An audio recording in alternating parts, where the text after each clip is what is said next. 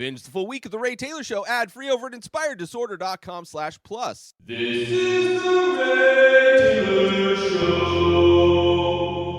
Welcome to The Ray Taylor Show, where I bring you the reviews of the latest movies and TV shows, as well as classic and foreign films. I'm your host, Ray Taylor, and on this podcast, I'll be talking about all things film and television. Whether you're looking for a new show to binge, or want to know if that blockbuster is worth the trip to the theater, or just want to hear my thoughts on a classic or foreign film, I've got you covered. So join me every Monday, Wednesday, and Friday for new episodes, and let's dive into the world of film and television together. On today's episode, I am talking about the most recent season of one of my favorite TV shows, For All Mankind. This is a show that came out in the end of last year, 2023, finished recently this year, 2024. It's created by Ronald D. Stars a great cast, I would say. Joel Kinnaman, Ren Schmidt, Chris Marshall, Cynthia Wu. You have Coral Pena, Eddie Gathegi, and Toby Cabell, among many other characters, new characters being added in this season, which in this season, or in this show in general, if you're not familiar or aware of For All Mankind, this is in an alternate version of where it all started anyway. In an alternate version of 1969, the Soviet Union beats the United States to the moon, and the space race continues on for decades with still grander challenges and goals. This season, however, takes place. Each season is 10 years in the future. So this season is the 2000s. And in this season, there's a discovery that sends teams across Earth and Mars scrambling for answers. Unlikely partnerships are formed at a high-stakes international conference. And a group on Mars takes drastic measures. All the while, Margot grapples with a new assignment. So kind of a vague aspect of season 4. Overall, I've been in love with the show from the beginning. What I love most about this series is seeing kind of a grounded take on what a prequel to other sci-fi shows may have looked like the prequel to Star Trek, but in a very grounded and realistic, character-driven way. From losing the space race to Russia that ends up fueling ongoing competition, then setting up a base on the moon, then setting up a base on Mars, seeing the many characters and watching their arcs over time. Right, there's so many nail-biting, heroic moments in this show. In my opinion, I would say, the first 2 seasons may be the best seasons, I would say. There are definitely seasons that I don't have minor issues with, which I have minor issues with this particular season and the previous season.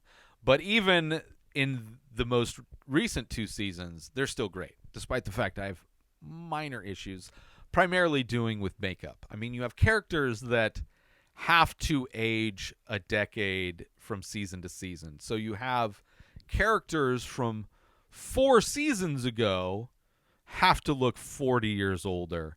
And it's not the best. I think the makeup is better in this season than the previous season, but I think that is one of the minor setbacks to this show. One of the minor drawbacks, but it's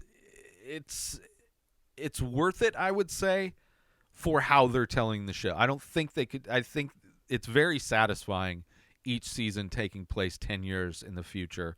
So I would rather them use makeup to make these people look older than recasting people and then having to get you used to new actors along with new characters. Regardless, this show is all about the human drama that happens, right? The difficulties and the hurdles that come with this journey of exploration, of trying to, and how everybody has their own intentions and motivations. I absolutely love this show. I always recommend it to people, especially if they are a fan of any kind of sci-fi show like a Star Trek or a Babylon or a God, what was that one? Battlestar Galactica is another great one.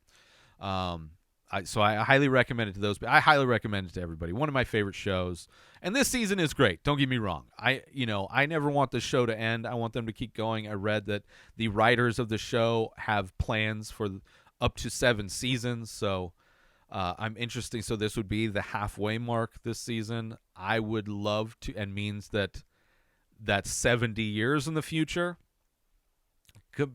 compared to where they started. So we will finally be in the future instead of looking back on an alternate past, which will be an interesting moment when the show kind of goes away from what we know in pop culture and in history, which is interesting. One of the aspects of the show that I love is how they're able to blend historic events in with the show and also showing how historic events may have changed given this new direction the country was in. So I enjoy all of that stuff. But a great season. I can't wait to see what happens when they finally get to the future, which will be, I mean, it's already more futuristic, but when the show is taking place in 2030, I'll be like, oh, here we go. And I hope it becomes something where the writers get together and they're like, okay, we figured out the next, 70 years for this show. We will get back to the show after this short message. Are you a true fan of The Ray Taylor Show? Do you crave more content, more insight, more of everything that makes this show great? Then Inspired Disorder Plus is exactly what you need. For only $5 a month, transform your listening and viewing experience into something extraordinary. No more waiting, no more ads. Enjoy the full week of episodes of The Ray Taylor Show in both audio and video formats, completely ad-free. But that's just the beginning. You'll get access to early access to the Many Faces series, dive into extensive live painting archives. You also get to enjoy deals and discounts only available to our members. The perks don't just stop there. Delve into the expansive back catalog of over 14 shows with 618 episodes. Get personal with Ray Taylor through his blog, through my blog. Expand your horizons with my creative writing section and participate in the AMA sessions where your questions bring to life our community. Ready to step up your game? Visit inspireddisorder.com/plus and join our exclusive club. It's not just content, it's an experience. See you on the plus side. Now let's get back to the show. And like I said, the weakness of the show, or one of the hurdles I would say that the people making the show have, let's put it that way. One of the major hurdles. One of them, obviously, mentioned it, aging the actors 10 years for each season, right? Actors having to act older than they are. I mean, these are people that have been with the show for 5 years, and they're playing characters that have spanned 40 years. Another hurdle, I would say, of the show, which I think is fine. It really speaks to why the show is structured in the way it does and how the momentum of each season builds to a great finale. But because everything is 10-year, there's a 10-year gap between everything. Each season has to create this new world. Where are they at? What are the events that brought them to this? What happened in the last 10 years? Who are we still watching in the show? Who is still part of this show? Who has died? Who has gone on to do different things? And who has taken on new responsibilities, as well as who are the new people that were being introduced. So there's a lot of new ground that needs to be covered with each new season as they're kind of constructing this new world. And also seeing how the new reality is blended with actual events from history is always interesting, almost like kind of a Forrest Gump kind of a way. But then also introducing new characters. A lot of new characters are introduced in this season, as many characters died in the last season. A very horrific terrorist attack in the last season, and which leads to, obviously, we need new characters. We need new plots and new people to follow, which is always interesting. But the best part of this, if they can overcome those hurdles, which for the most part they can, I would just say the makeup is their only real Achilles heel in this, which is sad. It's sad. Like, given a perfect world, if they were able to accurately age these people from season to season, this show would be perfection. But, the most exciting part, I would say, is how they show these characters, old characters that have been around since season 1, or new characters, seeing these characters evolve and grow and seeing their arcs are the best part of it. Seeing the connections and relationships that people have, and seeing how different, the enemy of my enemy is my friend kind of situations going on.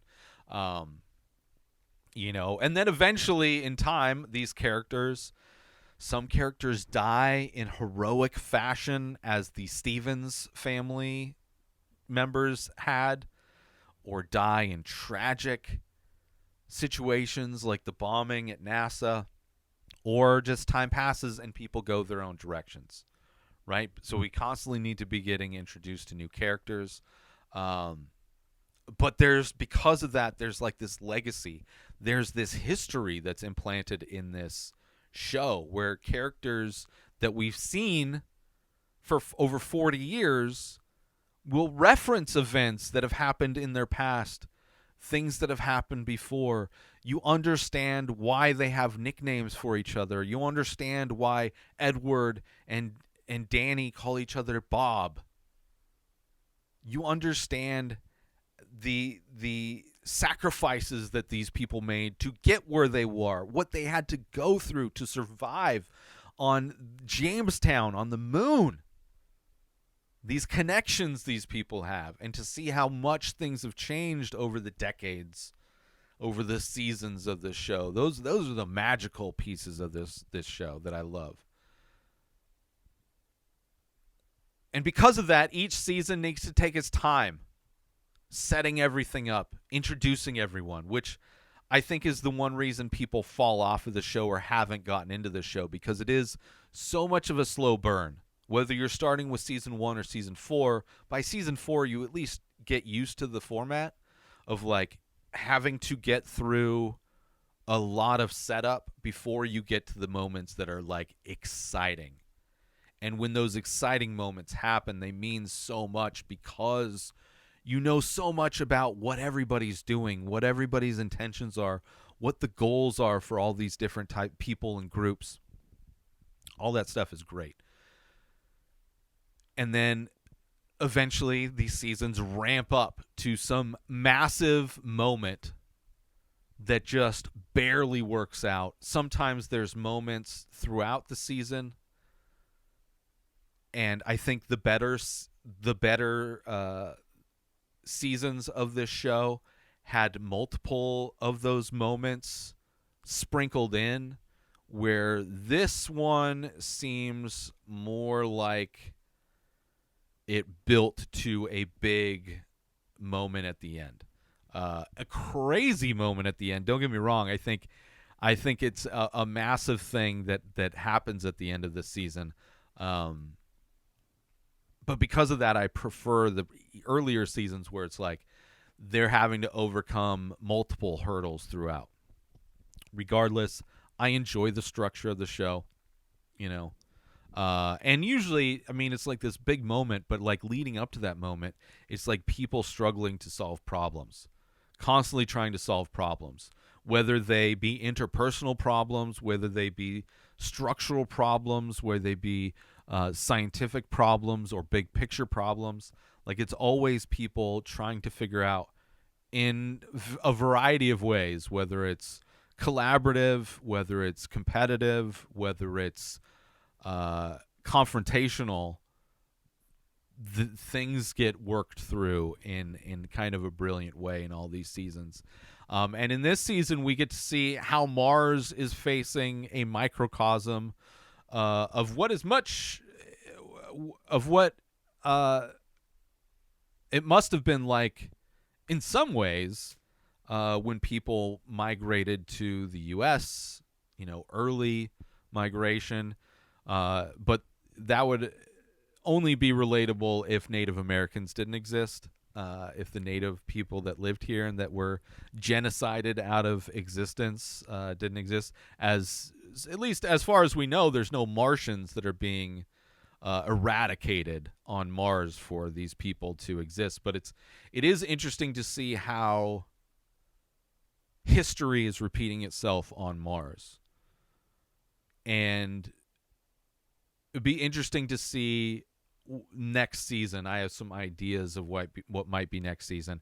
And the crazy thing is, like, a lot of the things that I think might happen in next season may be aspects that are covered in the 10 years in between. So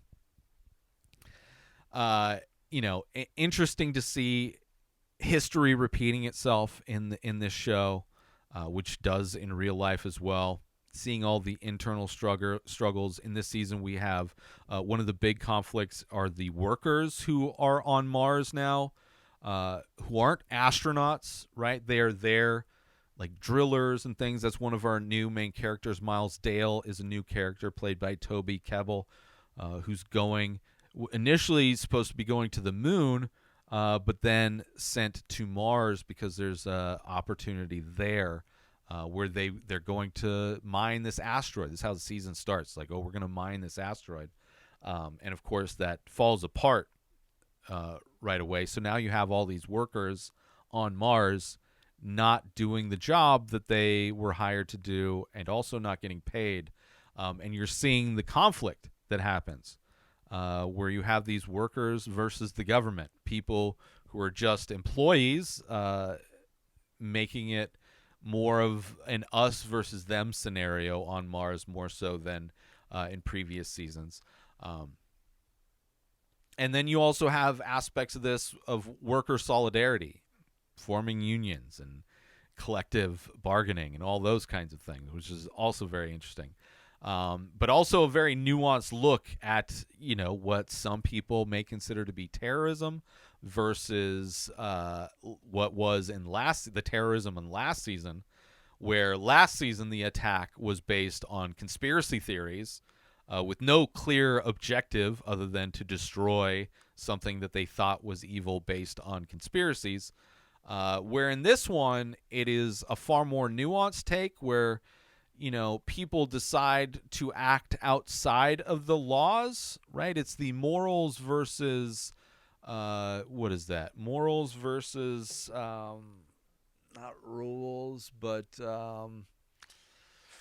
forget the other term. But, people not choosing to follow the laws in order for the greater good, right? Right? Trying to do what's right for their people. Where to one group, if you're part of the people that are trying to be helped, these are brave people trying to do what's best for them, trying to give them the best life possible, where from the outside, they're considered terrorists. It's always, and I like the nuance that this season kind of frames all of that. We also see how the lack of government intervention in labor disputes can lead to worse conditions, eventually turning into like a fascist takeover at one point, just complete authoritarianism, which was not expected. The season touches on so many aspects of society as we are experiencing modern day. And including the fight over resources. This asteroid in this show is a major resource that, of course, everybody wants. But instead of it being a resource on a singular planet. It is a resource that one planet wants and not another planet. So that's an interesting kind of new, like it's an aspect of the show that is making it much bigger than Earth and then people from Earth going to a place. It's now becoming Mars versus Earth in a lot of ways, which is a very interesting development that this season kind of highlights. Let's take a brief interlude from our episode today. Hey, art aficionados and those who cherish a splash of creativity in their lives, I want to introduce you to something extraordinary. The Many Faces is a series that captured my heart, and I bet it will capture yours too. These aren't just paintings. They are stories told through the medium of ink on paper, each depicting an abstract, surreal face, which has its own unique essence. The artist, me, behind the series, pours my heart and soul into creating each new masterpiece every single day. And the best part, you can own one of these enchanting pieces with a price starting at just $20. That's for a 4x6 inch painting, and there's sizes and a story for everyone. Envision an original artwork from the Many Faces, bringing a touch of mystery and emotion to your own space. If this sparks your curiosity, don't hesitate. Explore the full collection over at inspireddisorder.com and find the piece that resonates with you. Now, let's dive back into the heart of our show. But I do want to talk about spoilers, so if you haven't seen season 4 and you don't want to be spoiled, this is your warning. If you have or you don't mind the spoilers, let's get into it. So at this point, they have a full-on base on Mars, which is cool, right? Habs for everybody. Obviously, all the workers are up there as well, right? It's all built up for the most part, comparatively to the last season where it was, everybody was kind of cramped in a single thing. It was very early days. It was basically Jamestown, but on Mars. And now it's been built out to something much bigger than that. And the intention is to go mine this asteroid, which you have one of our characters, the Russian who defected in a previous season, is the guy that's going to take the first steps on this asteroid. They use the maneuver that they used from the end of last season where they launched Kelly from Mars onto the Helios station that is orbiting Mars in order for her to give birth.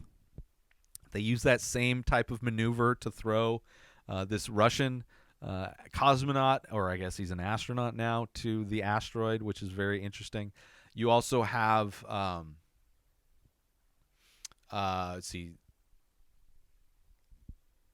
it starts the tension for the season as all nations involved want to, after this tragedy of this malfunction, right? They're unable to capture this asteroid.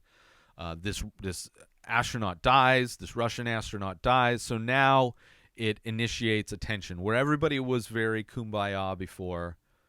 Now it starts a tension where Russia wants to investigate. They want to see what really happened. Maybe also taking advantage of the situation to renegotiate their position on Mars, as the politics of Russia are changing at the same time. But just like seeing how all of the countries get together to discuss things in this show compared to in reality is just ridiculous. Like, you would never see in 2024 or any time before in history, U.S., Russia, and North Korea, along with a private company, all go in on something. Like, you have the U.S. private companies, which are like ultimate capitalism kind of entities, and then you have Russia and North Korea, which are both communist entities. Although I think this is changing when Russia was becoming more capitalist. But an interesting bedfellows, let's say. The miners and other jobs are kind of done by regular people on the moon and on Mars, right? There, you have the issues with their equipment versus NASA's equipment.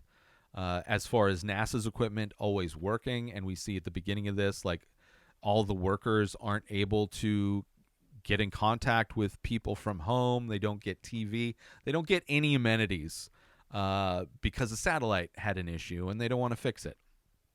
Right? It's for the above grounders, not the below deck people.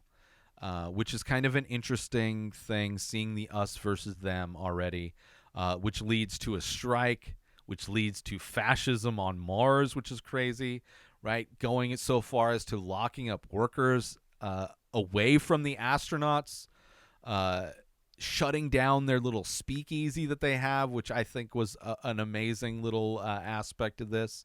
The worst part of the makeup in this is Edward Baldwin's beard. The beard looks fake. Maybe it might be real, but it looks absolutely fake. It's just shaggy in the weirdest way. Like, even though he's on Mars, I would and a pothead now, which I absolutely love that Ed Baldwin is a pothead now. His wife converted him before she died, apparently. I would assume he would trim his beard, because it's not like his hair was all shaggy necessarily either. Like, I don't know. Like, the beard bothered me. Which fake beards and things bother me the most. When I see a fake beard or a beard that's like too groomed, which some people have well manicured grooms that make them look fake, but I need some naturalistic looks to, but not as scraggly as Ed Baldwin's beard. But I am more used to the makeup and stuff in this season than I was in the previous season. Also, we get new characters in this. Like I said, Daniel Stern is in this one, which is great. As Eli Hobson, he's kind of the new director of NASA. We have Toby Kebbell, who's got a great role in this one, playing Miles Dale, who's somebody who goes up intentionally wanting to go work on the moon, ends up getting a job working on Mars, but then when he gets there, the job change. He's not getting paid as much as he wants. He's making less on Mars than he was on home, but starts doing these like he starts working with the guy who runs the speakeasy. He helps people get stuff that they need, right? He's the guy, the import-export guy of contraband on Mars, which I really appreciate, kind of hustling to try and make money, sending Mars rocks home for his wife to sell. Love that. Love this character.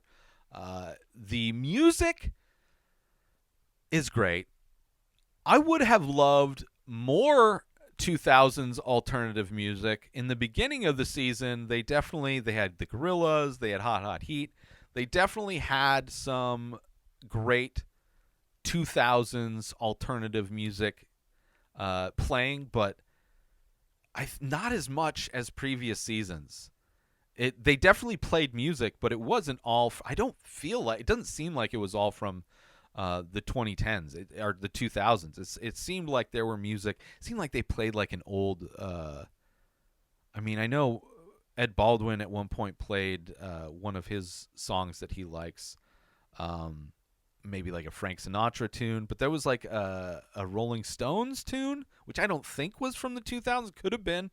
I know they released stuff in the 2000s, but I don't know. It didn't have, like, when the last season in the 90s, the soundtrack was a great part of that.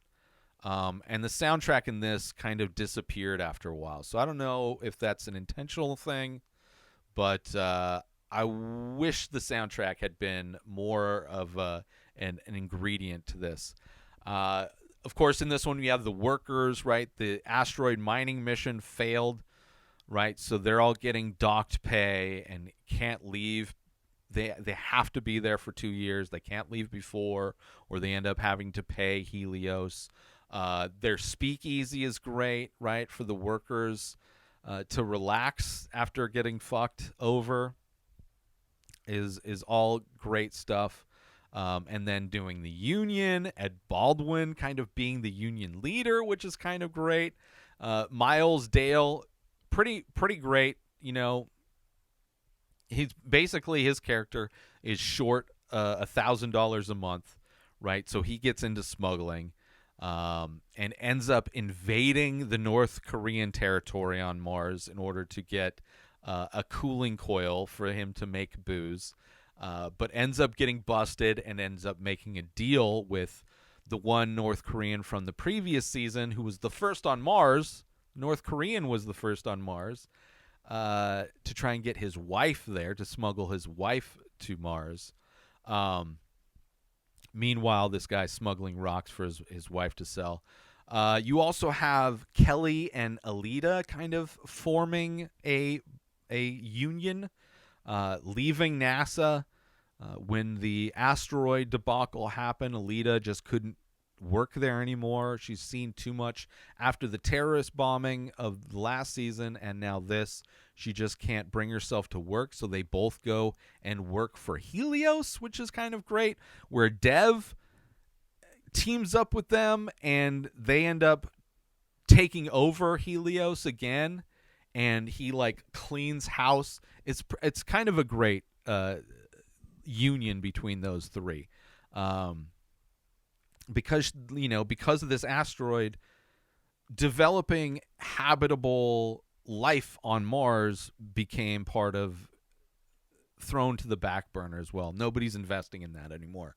But the goal is to build up Mars and like make it habitable, make it a new planet for people and families to go live. That is one of the desires of Kelly and Alita. That is one of the desires of Ed Baldwin. That is the desire of Dev.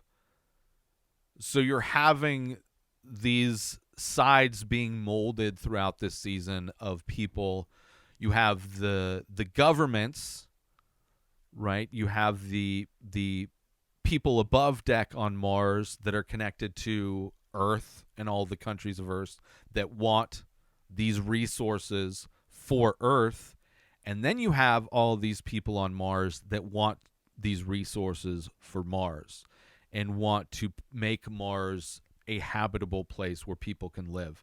And it's kind of a great kind of shuffling of characters and where they go. Margot, again, is a great aspect to this season. She's in Russia now, seeing her kind of morning routine, but in Russia, it's kind of fun. Her really wanting to get back into the space program, wanting to get back into the space program in Russia, eventually gets folded in. I also love the love connection between Margot and Sergei that is from the first season, this kind of tension between them. It's like a beautiful love story, and how she worked so hard in the last season to try and get him freed. So now he's living as like under witness protection or whatever in the U.S., and then she's in Russia as a defector. But the scene where she comes back, right? She gets folded back into the Russian space program and is sent to Houston to try and work out how they plan on mining this new asteroid that shows up, right? She's going to work with Alita because she knows Alita's the smartest one. Them working together is the biggest thing. Letting Alita know that she's even still alive is impactful moment, powerful moment. Then Alita finding out the true story between Margot and Sergei. And then when Sergei finds out that she's alive and back in the U.S., and the joy that is on his face when he just all of a sudden decides to drive to Houston, leaving his life. So I love that so much, which only makes it worse when they kill Sergei in this season. It so brutal, but also makes sense, right? He exposed himself. And it's just so sad. But at least we got that moment of joy. Um, and shot eating McDonald's. I can't imagine if McDonald's was supposed to be intended to be a product placement for him to be shot over his McDonald's, his Big Mac. I can't be the look that they wanted, but and of course they made it look like it was supposed to be suicide. Ed Baldwin in this season is great. He's got like these tremors, so he gets cut off of active duty. But he's still employed by Helios. He's a stoner now, which is great. He's got his own little grow space on Mars. He's got his tremors in his hand, but he ends up becoming the union leader for all the workers, which is great as well. Like, he's so good at being a leader, and also like stubborn. Doesn't like people challenging him. Works perfect as the union leader. And then the episode where Dev comes to him, right? Dev kind of squashes the union negotiations. And then comes back with the people who are leading the union, the people who stuck to their guns, which Ed Baldwin being one of them. And Dev with the idea of, like, at this point they know that that Earth doesn't want the asteroid to be mined at Mars. They need it to be sent to Earth so that they can mine it using their base on the moon. But Dev wants to build up Mars, and Ed Baldwin wants to build up Mars. Their goals are aligned, and when he comes to Ed and asks him if he wants to steal an asteroid, I was like, oh, here we go. This is getting good. Danny Stevens, the Stevens kid that was exiled to the North Korean pod at the end of last season after being drugged out and people dying from things that he caused, being a cancer, and seeing what happened to him, man, seeing that, like, well, one, seeing how everybody was barely holding on to survival in general, and then when, like, rations ran out and Danielle Poole and Ed Baldwin go to see him, to see Danny Stevens, and to see that he had just let himself die while watching outside of his pod, let his suit run out of air or whatever. So sad. And we don't see that right away, but we know there's tension between Ed and Danielle throughout the season. But we do finally see episode 5, and we finally see what happens. Him having you have the Miles Dale character almost having kind of like a Godfather or Scarface kind of rise, where he ends up taking over the current guy. I forget the name of the guy that's actually running the speakeasy and running the smuggling operation, but Miles takes over for him. It's kind of a great rise to power for that character in a lot of ways, which I thought was pretty interesting. There's also great themes of this season, right? When capitalism destroys cooperation, and how the private company Helios is working with the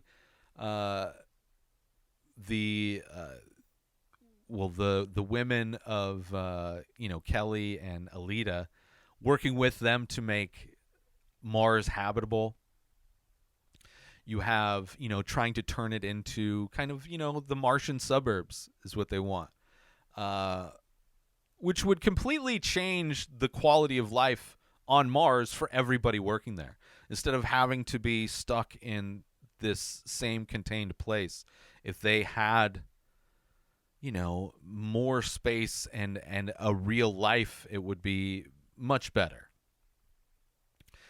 Past just being stuck inside, everyone together in such close quarters.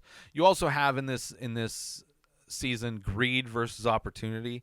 You have the governments wanting to mine the asteroid because it will make that country the most wealthy country ever, make those countries the most wealthy they've ever been because of these rare metals that are in this asteroid.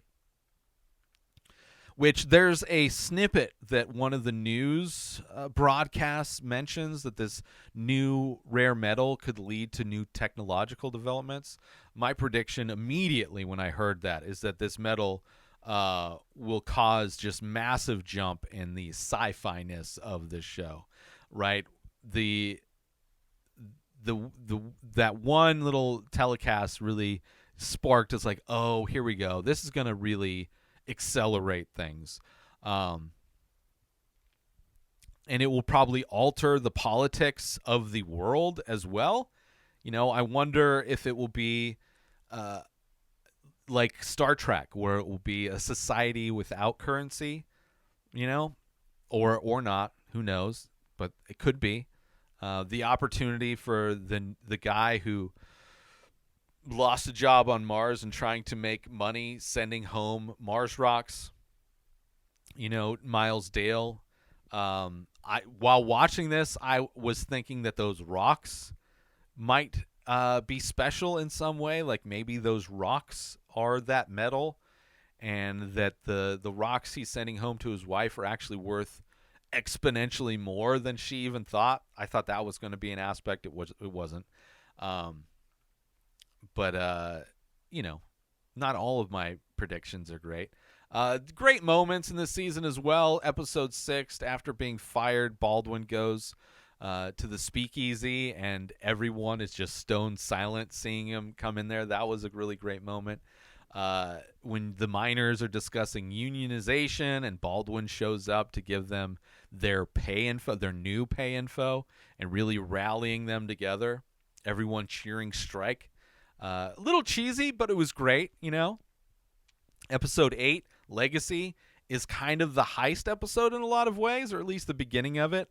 The strike leader, helping Dev and Ed figure out how to steal the asteroid from Mars and not sending it to Earth. Really ramped up the end of the season, as these seasons tend to do.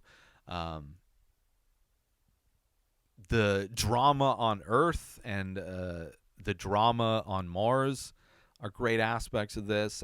How they all come together in the climax, whether it's trying to figure things out on Earth or trying to figure things out on Mars. How the few people on Earth, like Margot and Alita, were able to last minute understand what the asteroid coming to Earth instead of Mars would mean that it would shut down the development on Mars. They would not care at all about Mars anymore.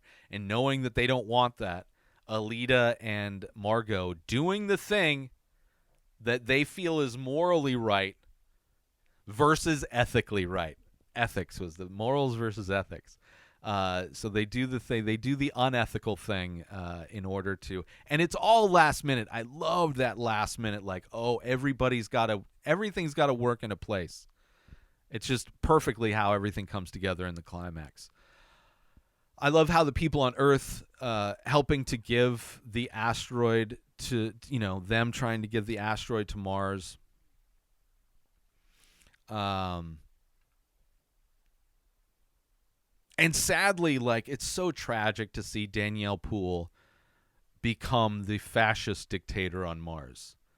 In like, unknowingly, due to her own ignorance of what the KGB and CIA informants were doing and how her plans were being executed, her becoming basically like the Darth Vader of this show, and seeing how her versus Ed, and thankfully when everything comes to a heated moment and she gets shot, I love how everybody's able to put everything aside and come together, right? It kind of ends itself, diffuses itself in the best way, because technically the workers, the people that would be considered terrorists, are making Mars are made Mars a sustainable planet, and they don't even realize it because they're trying to fulfill the orders for Earth.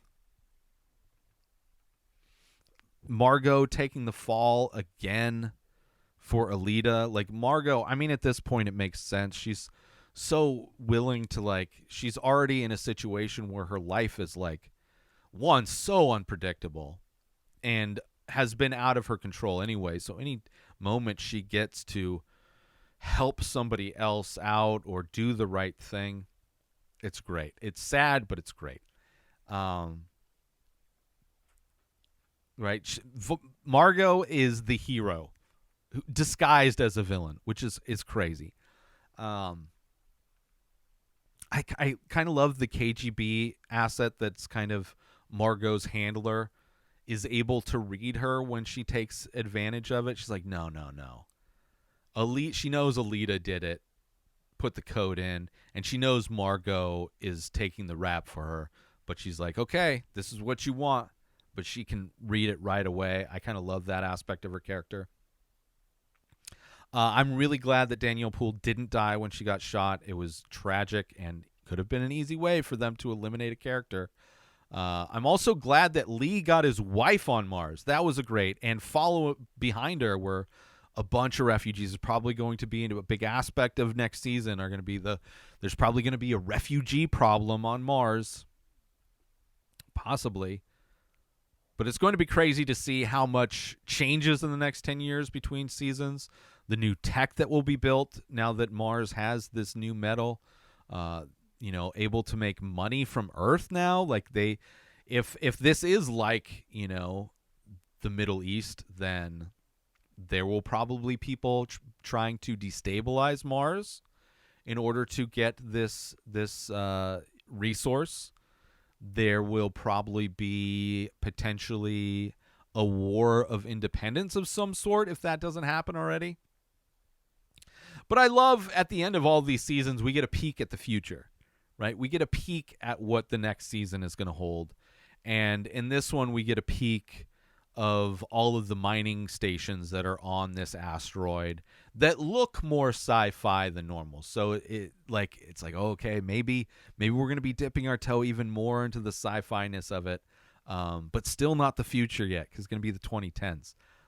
Regardless, I'm excited for the next season. This one was such a great end to a season, which I'm glad that ramp up, everything paid off. I can't wait to see the 2010s. Right, as Mars, no doubt, more of a real living colony, more likely, more families up there, larger habitats, hopefully, new technologies, obviously. Also, be interesting to see if there is a war for independence, or if that's just something that gets breezed by in the build-up or the kind of catch-up of what happened, the events that happened between seasons. And it'll be interesting to see if the older characters like Ed Baldwin, like Danielle Poole, like Margot, if they're even around anymore. Another 10 years, are they going to be around? They're going to be 50 years older than the first season by next season. It'll, it would probably be easier, like if they're just old seniors and they're not major characters. Can't imagine they would all still be in charge of things, but you never know. They'll be the first senior citizens on Mars. It was a bummer seeing Danielle be the character in charge, like the unexpected fascist dictator on Mars. Very much a bummer for her character, because I love her character. And her orders for what she wanted and how those orders were carried out are so far different, I'm sure, than she expected. One thing I do hope that the makeup effects improve a little bit more. They did from the last season to this season. It's just, we'll see. That's concerns I have. But I want to thank everybody for tuning in to the Ray Taylor Show. I do hope you enjoyed my thoughts on Season 4 of For All Mankind, one of my favorite shows. Don't forget to tune in every Monday, Wednesday, and Friday for more movie and TV show reviews. And join the conversation by leaving a comment or rating on your favorite podcast platform or over on youtube.com/inspireddisorder. Until next time, enjoy the show. Subscribe to The Ray Taylor Show on YouTube and everywhere podcasts are found. Binge the full week ad-free over at inspireddisorder.com/plus. Purchase Ray Taylor Show merch over at inspireddisorder.com. Have a wonderful day, everybody. Peace out! Today is the day where you wake up and you realize that everything that you've been dreaming about, everything that you've been wanting, every goal and wish and hope that you've ever had can become real. Dreams can come true. What you manifest in your mind, you can bring to reality.